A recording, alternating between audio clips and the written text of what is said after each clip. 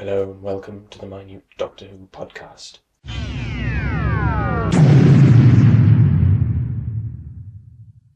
As a last-minute reprieve, the Time Lords have given me permission to introduce this episode, where two people will discuss their feelings about the episodes in which I appeared. Mr. and Mrs. Harrison, failure would mean death to both of you. We bought it in 1995 for a holiday. We had a holiday in Derby, and it was a week-long holiday. And we found out there was a video recorder in the house that we were renting for the family holiday. So we said, let's get a video to watch if it rains. I don't know whether we bought I don't know whether our sons were into Doctor Who by then, and that's why we got it. I don't know whether we got it because my husband thought this would be a good idea.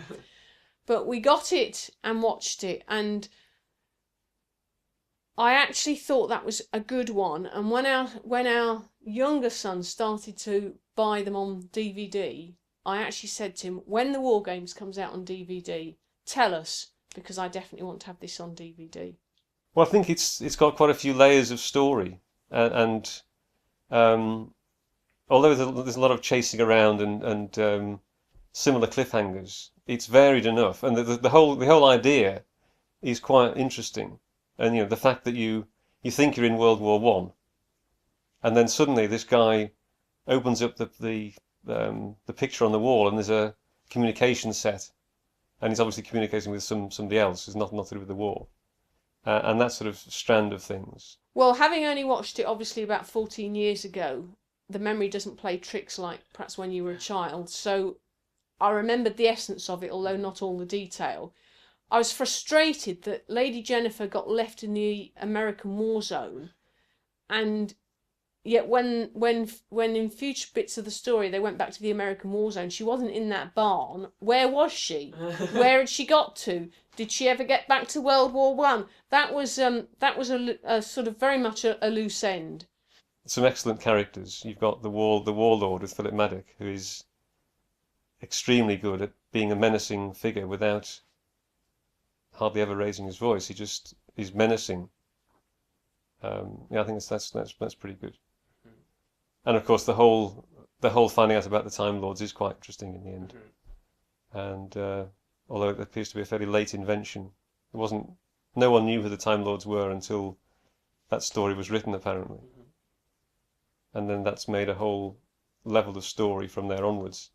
Who are these Time Lords? What are they about? Why did the Doctor leave the home planet?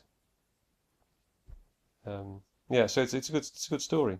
I really enjoyed watching it with the commentary. I think that probably shows that when you're older and you've got characters who are the people who are talking are even older than you, it's just funny watching them reminisce and go rambling off into sort of things from the past.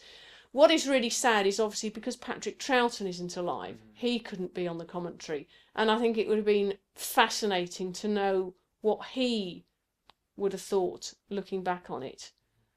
Obviously, you don't have high-tech stuff that you have nowadays.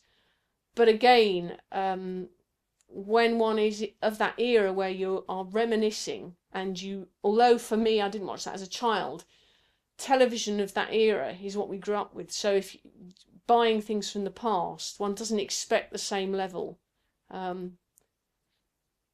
So yes, I just thought it was a good story. I just enjoyed it. Yes, it's very good, and they've obviously made the quality a bit better.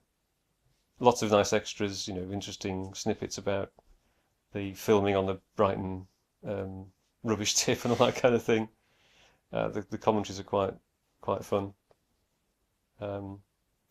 You just wish that had the bit about at the end where the Lieutenant Carstairs should have got together with Lady Jennifer, but that never happened. That was a loose end that should have been picked up.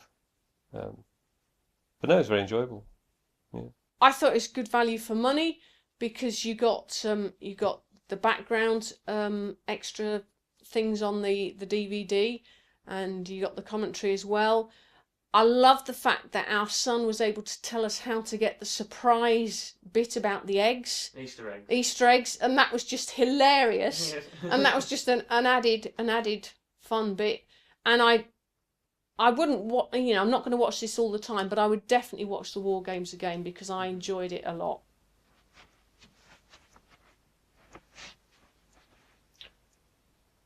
And now I must bid you goodbye. No! No! No!